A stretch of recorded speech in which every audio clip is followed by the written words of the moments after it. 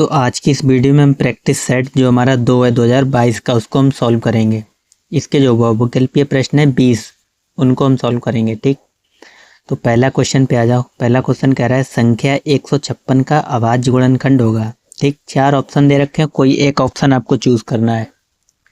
ठीक, तो 156 के फैक्टर आप करना ही जानते हो। अभाज्य गुणनखंड का मतलब क्या होता है, यानी इनके गुणनखंड करो। और ये चीज़ तो आपने 8th और 5th क्लास में भी पढ़ रखी है, छोटे क्लासों का वर्क है ये। तो अभाज्य गुणनखंड करना है, कैसे हो जाएंगे, यानी इसको 2 से काटोगे, 2 सत्ते 14 और 1 उधर जाएगा, 2 अट्ठे 16। ठीक, फिर 2 से कट जाएगा। आप बोलो सर 2 3 6 और 1 इधर जाएगा, कितना हो गया 9, वो 18, तो 2 ने 18। फिर किससे कट जाएगा, 3 से कट जाएगा, कितने बार 13 बार। फिर 13 से कटेगा, 13 एकम 13। तो यानी इसके अभाज्य गुणनखंड क्या हो जाएंगे, 2 गुणे 2 और 3 गुणे 13। ठीक, अब यहाँ पे 2 2 बार है तो इसको आप लिख सकते हो 2 की पावर 2 इंटू 3 गुणे 13। तो ऐसा कहीं ऑप्शन दिख रहा था, तो ऐसा ऑप्शन हमें दिख रहा था सी वाला था। सी वाला क्यों, बी वाला 2 की पावर 2 गुणे 3 गुणे 13, 2 की पावर 2 गुणे 3 गुणे 13। तो आप बोलोगे सर बी वाला पहले वाले में सही हो जाएगा। ठीक, तो पहले का कौन सा सही है, बी। अब आ जाओ दूसरे क्वेश्चन पे। दूसरे में देखो हमसे कह रहा है यदि सेक थीटा बराबर 2 तो थीटा का मान होगा। तो सेक थीटा की यानी किस डिग्री पे वैल्यू 2 होती है, ये चीज़ आपको फाइंड करनी है। ठीक, ये दे रखा है सेक थीटा बराबर 2। ठीक, यार ये 1 नंबर में भी आ सकता है, यानी वैसे भी आ सकता है, लिखित में भी, रिटिन में भी। ठीक, और विकल्प बहुविकल्पीय में भी आ सकता है। तो इधर आप क्या लिखोगे यानी सेक में किस डिग्री पर वैल्यू 2 होती है। तो पहले तो आप कॉस की देखो, कॉस 30 यानी कॉस 30 डिग्री की वैल्यू होती है कितनी, 1/2। तो इसका उल्टा हो जाएगा, तो ये होती है यहाँ पे सेक 30 डिग्री। ठीक, और यहाँ पे सेक थीटा, तो थीटा को कंपेयर करोगे तो थीटा बराबर क्या आ जाएगा, 30 डिग्री। ठीक,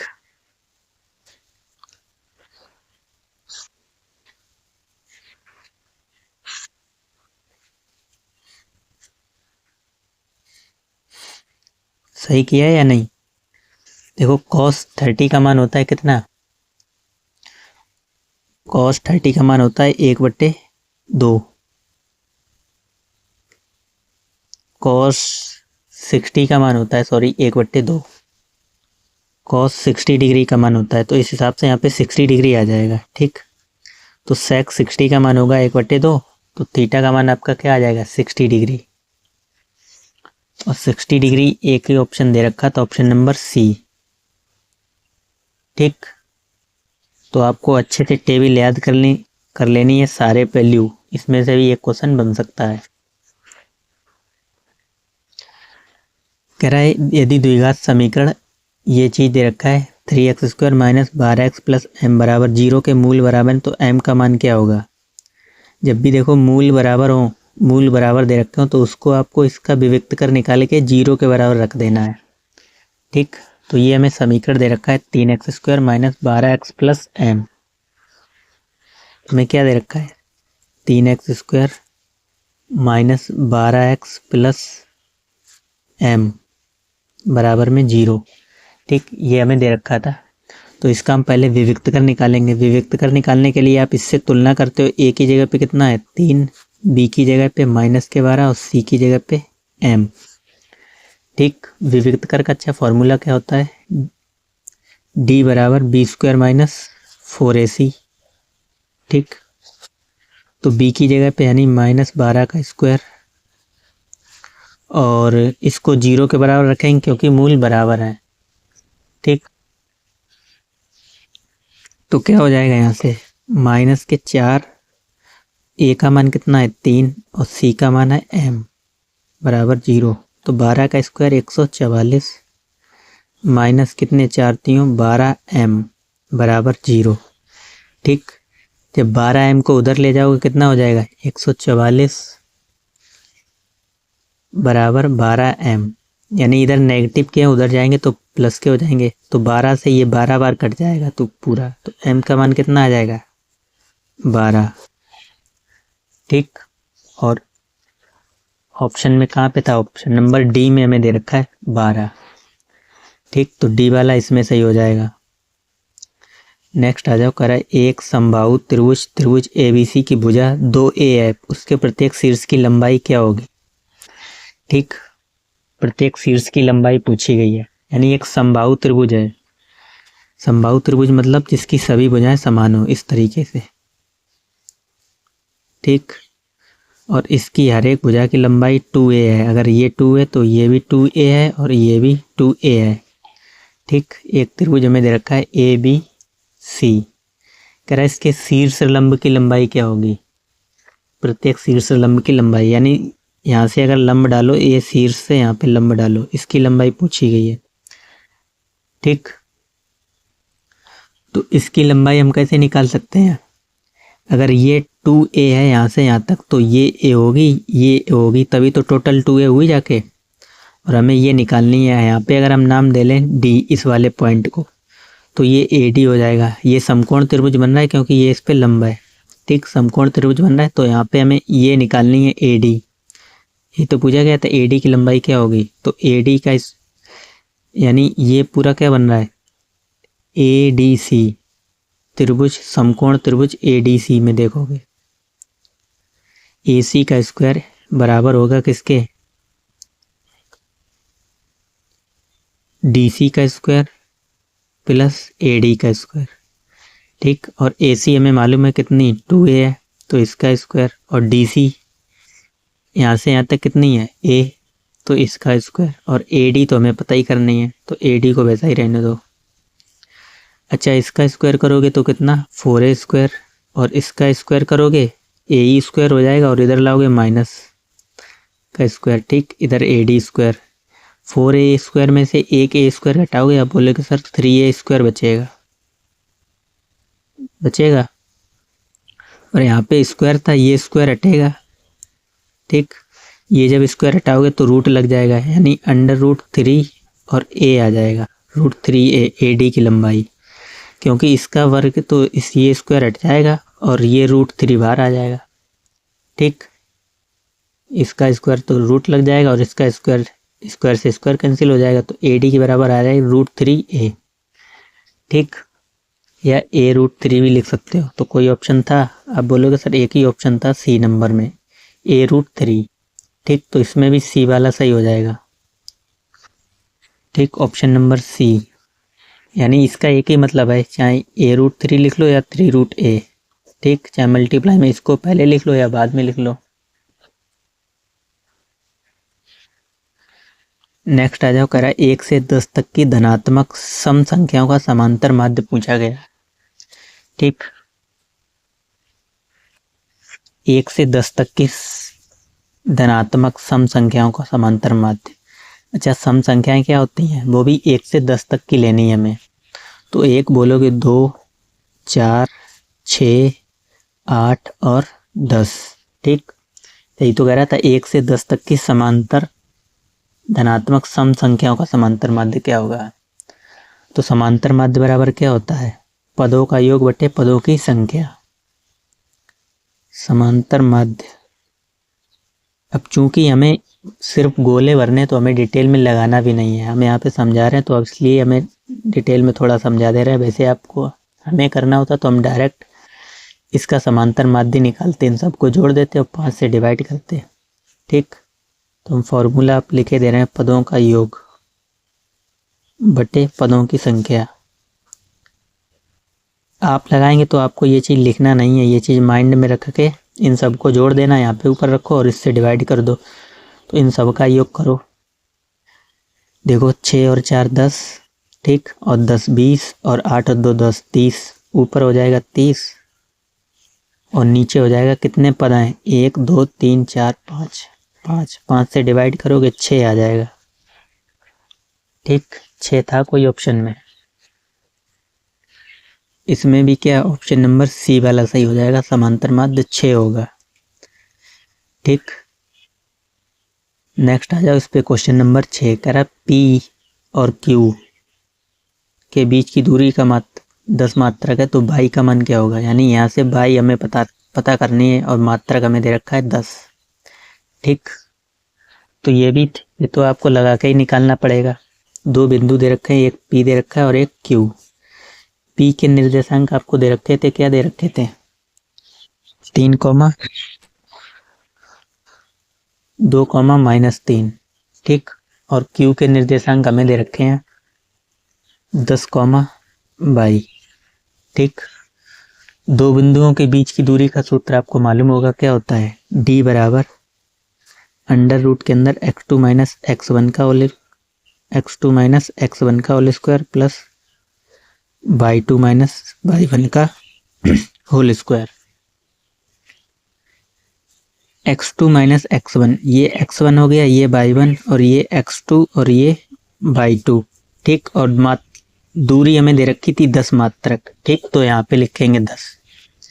अब लगा दो, रख दो वैल्यू। x2 कितना है 10, तो 10 माइनस x1 2। ठीक, इसका स्क्वायर। ठीक, 10 माइनस 2 का स्क्वायर, फिर y2 minus y1 plus y2 कितना था, y था, y2 की जगह y माइनस y1 है माइनस के 3, तो ये माइनस माइनस प्लस हो जाएगा, y प्लस 3 का होल स्क्वायर। ठीक, इधर हो जाएगा 10 में से 8 गए, कितना बचेगा। अब यार ऐसा करो, दोनों ओर वर्ग कर दो। ठीक, तो दोनों ओर वर्ग करोगे तो ये 10 का स्क्वायर कितना हो जाएगा 100, और ये रूट हट जाएगा जब स्क्वायर करोगे, तो ये बचेगा 10 में से 2 गए कितने 8, 8 का स्क्वायर 64। ठीक, समझ में आया नहीं आया। हमने क्या किया, दोनों ओर वर्ग किया। कि वर्ग क्यों किया, क्योंकि हमें ये रूट का साइन हटाना था, तो इधर स्क्वायर हो जाएगा 100, और 10 में से 2 घटाया 8, और 8 पे स्क्वायर लगाया तो 8 का square 64 plus a plus b का वर्ग, सभी को मालूम है a का वर्ग प्लस b का वर्ग प्लस 2ab, तो 2 3 जा 6/। ठीक, अब इसको ले जाओ किधर, माइनस में। 100 में से 64 घटाओगे कितना बचेगा, और बराबर में इधर ये चीज इधर ही रहने दो, बाई स्क्वायर प्लस 9/, प्लस 6/। अच्छा, 100 में से 64 घटाओ, या आप ऐसा भी कर सकते थे, इन दोनों को जोड़ के फिर ये भी हमें 9 ले जाना पड़ेगा। तो 10 में से 4 गए 6 बचे, और यहाँ पे 9 में से 6 गए 3 बचे 36। ठीक, और फिर ये भी माइनस के 9 ले आओ, बराबर बचेगा बाई स्क्वायर प्लस 9 प्लस 6/। ठीक, 36 में भी 9 घटा दोगे, 6 इधर गए और 3 उधर चले जाएंगे, कितने बचेंगे 27। ठीक, 27 बराबर बाई स्क्वायर प्लस 6/। ठीक, इसको हम आगे सॉल्व कर लेंगे। तो बाई स्क्वायर प्लस 6/, और बाई इसको इधर लाओगे तो ये आ जाएंगे माइनस के 27 बराबर 0। ठीक, अब कर लो सॉल्व, हमें सिर्फ बाई का मान चाहिए। ठीक, क्या करा तो बाई का मान क्या होगा, इसके गुणनखंड करना आता ही होगा। 27 के ऐसे फैक्टर करो कि गुणा करने पर 27 है, जोड़ने पर 6। ठीक, तो आराम से कर लोगे। अब बोलोगे सर 27, ये 3 से कट जाएगा, 3 नेम 27, 3 त्रिका 9 और 3 एकम 3, तो 3 त्रिका 9, 9 में से अगर 6 घटाओगे, 9 में से 3 घटाएंगे तो 6 बचेंगे। तो by square plus 9y minus 3y और माइनस 27। ठीक, बराबर 0। यहाँ से और यहाँ से क्या कॉमन है, इन दोनों में से बाई कॉमन है, अंदर बचेगा बाई प्लस 9। यहाँ से माइनस के 3 कॉमन है, यहाँ पे बचेगा बाई प्लस 9। ठीक, बाई प्लस 9 और बाई माइनस 3। जब आप इसको 0 के बराबर रखोगे तो ये आएगा माइनस के 9, और इसको 0 के बराबर रखोगे तो ये आएगा प्लस के 3। तो माइनस के 9,3। देख लो कहीं ऑप्शन में दे रखा हो तो, माइनस के 9,3। ठीक, बी वाला आपका सही हो जाएगा, माइनस के 9,3।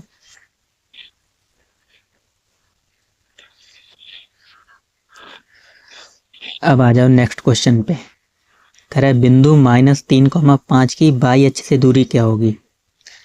देखो ये भी इम्पोर्टेंट है, बहुत बार पूछा जाता है। -3,5 की बाई अक्ष से दूरी, ठीक। एक बिंदु में दे रखा है, इसमें कुछ सॉल्व नहीं करना है, आप डायरेक्ट लिखित बता सकते हो। हमें समझाना है इसलिए हम समझा रहे हैं। ये एक्स अक्ष होता है, ये बाई अक्ष। एक बिंदु में क्या दे रखा था, बिंदु में दे रखा -3,5। अच्छा, -3,5 पहले तो ये देखो किस में आएगा, सेकंड चतुर्थांश में आएगा। -3,5 तो -3 एक्स पे चलें तो यहाँ पे कुछ होगा, और 5 यहाँ पे चलें तो इधर मान लो कुछ होगा, ठीक। ये बिंदु मान लो -3,5 है। ये हमसे ये कह रहा था कि बाई अक्ष से दूरी क्या होगी, बाई अक्ष से दूरी क्या होगी। तो ये वाला जो बिंदु है, जो बाई अक्ष से कितना दूर है, यहाँ से कितना दूर है, यहाँ से 3 ही तो अंक दूर है, यानी 1 2 3, तो -3 हो जाएगा इसकी बाई अक्ष से दूरी, ठीक। तो -3 ए वाला ऑप्शन सही हो जाएगा आपका, ठीक। अगर एक्स अक्ष की पूछी जाती तो 5 हो जाती, मतलब उल्टा हो जाता है। जैसे बिंदु ये, इसकी दूरी बाई अक्ष से पूछी गई थी तो 3 यानी एक्स निर्देशांक देखेंगे, और यहाँ पे अगर भाई अगर एक्स बोलता तो हम ये वाला निर्देशांक देखते बाई, तो 5 हो जाता, ठीक। 8वें पे आ जाओ। कह रहे एक त्रिभुज के आधार की लंबाई, एक त्रिभुज के आधार की लंबाई 14 सेंटीमीटर है, ऊंचाई 7 सेंटीमीटर है, तो त्रिभुज का क्षेत्रफल होगा, ठीक। बहुत ही बच्चों वाला क्वेश्चन पूछ दिया। Question number 8। त्रिभुज का क्षेत्रफल मालूम है आपको क्या होता है, 1/2 आधार गुणे ऊंचाई, ठीक। हमसे दे रखा है आधार 14 और ऊंचाई 7 हो, तो इसका क्षेत्रफल क्या होगा। तो 2 से काटोगे, 2 सत्ते 14, 7 सत्ते 49 सेंटीमीटर स्क्वायर। बी वाला सही हो जाएगा, 49 सेंटीमीटर स्क्वायर, ठीक। ये 49 सेंटीमीटर स्क्वायर। कह रहा प्रथम 10 अभाज्य पूर्णांकों का माध्य होगा, ठीक। प्रथम 10 अभाज्य पूर्णांकों का माध्य होगा। तो अब कई लोगों को अभाज्य संख्या ही नहीं मालूम होगी। अभाज्य संख्या उसे कहते हैं जो खुद से कटे और एक के अलावा एक और खुद से कटे, ऐसी संख्या अभाज्य संख्या कहलाती है, और किसी से ना कटे। जैसे हम यहाँ पे लिखते हैं 5, तो ये आप किसी से काट सकते हो, 1 से कट जाएगी और ये खुद 5 से कट जाएगी, और इस किसी से नहीं कटेगी, तो ये अभाज्य संख्या है। लेकिन हमसे कह रहा प्रथम 10 अभाज्य संख्याएं, तो पहली अभाज्य संख्या क्या हो जाएगी, 2, फिर 5, 3, 5, 7, ठीक। 1 2 3 4 यही हो जाएंगे। हमसे 10 ही तक तो लेना था, और 10 भी अभाज्य संख्या नहीं है, ना 9 है ना 8 है, ठीक। क्योंकि 9 3 से कट जाएगी, 8 भी 2 से कट जाएगी, ठीक। और 10 तो कट ही जाएगी 2 से भी, 5 से भी। तो प्रथम 10 अभाज्य संख्याएं कौन सी हो गई, सॉरी क्या देखा था, प्रथम 10 अभाज्य पूर्णांकों का माध्य होगा, प्रथम 10 अभाज्य पूर्णांक, ठीक। तो हमसे ये नहीं कहा है, अगर ये कहता है प्रथम मतलब 10 से पहले प्रथम अभाज्य संख्या होगा तो हम ये लेते, 10 से छोटे प्रथम अगर कहता, ठीक। क्योंकि हमसे कह रहा है प्रथम 10, तो आप 10 लोगे, 2 3 5 7, अभी 4 ही हुई हैं। 7 के बाद अभाज्य संख्या कौन सी आएगी, 9 नहीं होगी, फिर होगी 11, फिर 11 के बाद 13, फिर 13 के बाद कौन सी आएगी, 15 कट जाएगी, 16 नहीं कटेगी, वो 16 भी कट जाएगी, 17 नहीं कटेगी, फिर 19, कितनी हो गई, 1 2 3 4 5 6 7 8, 2 और चाहिए। 19 के बाद 20 भी कट जाएगी, 21 भी कट जाएगी, 22 भी कट जाएगी 11 से, 23 नहीं कटेगी, ठीक। फिर आएगा 23, 24 भी कट जाएगी, 25 26 27 भी कट जाएगी, 28 भी कट जाएगी, 29 नहीं कटेगी, ठीक। तो ये प्रथम 10 अभाज्य पूर्णांक ये हो गए, 1 2 3 4 5 6 7 8 9 10। यहाँ पे हमने गलती ये की थी कि 10 से हमने छोटी ले ली थी। अगर क्वेश्चन आपको ध्यान से पढ़ना है, अगर ये कहे 10 से छोटी प्रथम 10 अभाज्य संख्याओं का समांतर माध्य क्या होगा, तो ये 4 संख्याएं को ऐड करके क्या करना है आपको, 4 से डिवाइड कर देना है तो हो जाता है। अब हमसे कह रहा है प्रथम 10 अभाज्य संख्याओं का समांतर माध्य क्या होगा, तो इन सबको जोड़ो और फिर 10 से डिवाइड कर दो। ठीक, तो जब इन सबको आप जोड़ोगे तो इनका जोड़ आ जाएगा 129। ठीक, इन सबको जोड़ लेना है, को कितनी संख्या है उसी से डिवाइड कर लेना है। तो 10 से डिवाइड करोगे 12.9। ठीक, ये हो जाएगा इसका समांतर माध्य प्रथम 10 अभाज्य संख्याओं का। ठीक, तो इसमें ऑप्शन नंबर सी वाला आपका सही हो जाएगा। ठीक, 12.9। इसमें आ जाओ, खुद से कर सकते हो। क्वेश्चन नंबर 11 बहुत ही ईजी है। ठीक, कह रहा है यदि एक मूल बहुपद ये चीज है तो का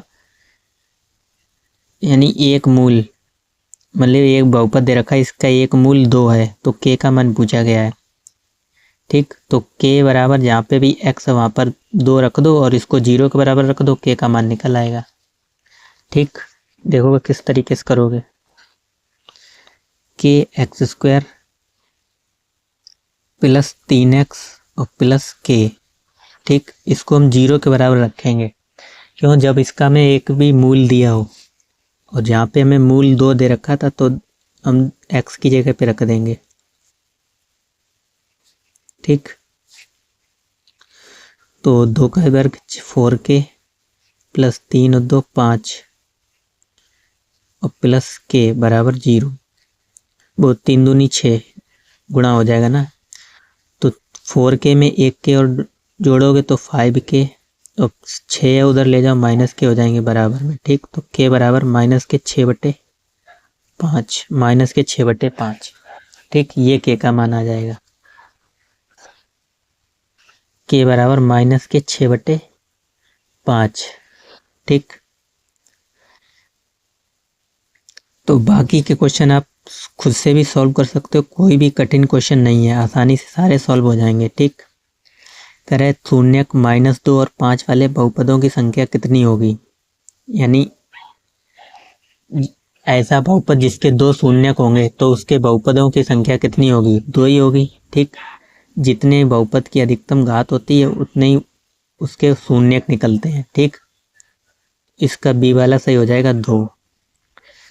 कह रहा है x बराबर 0 y बराबर 3 के हल होंगे, तो x बराबर 0 y बराबर 3 अगर आप किसी द्विघात समीकरण में रखोगे, ठीक, यानी 2 चर वाले रैखिक समीकरण रखोगे तो उसका एक ही मान मिलेगा। एक का मतलब अद्वितीय हल, इसमें ए वाला सही हो जाएगा। ठीक, कह रहा द्विघात समीकरण के मूलों की संख्या होगी, इसके कितने मूल होंगे, 2 ही होंगे क्योंकि द्विघात समीकरण है। ठीक, पहले ही कह रहा है, इसमें भी ए वाला सही हो जाएगा। नेक्स्ट कह रहा है समांतर श्रेणी, इसका कह रहा है अंत से 7वां पद क्या होगा। ठीक, तो अंत से 7वां पद के लिए फॉर्मूला क्या होता है आपको मालूम होना चाहिए, an बराबर l plus a plus L. ठीक, an बराबर a प्लस एल, ये होता है फॉर्मूला, इनटू में d। ठीक, 16वां वाला आप ऐसे ही कर सकते हो, लिख मौखिक जोकर की टोपी का आकार होता है क्या, शंकु के आकार का। ठीक, तो बाकी के नेक्स्ट क्वेश्चन हम नेक्स्ट वीडियो में डिस्कस करेंगे। क्वेश्चन नंबर कहाँ से, 12 से।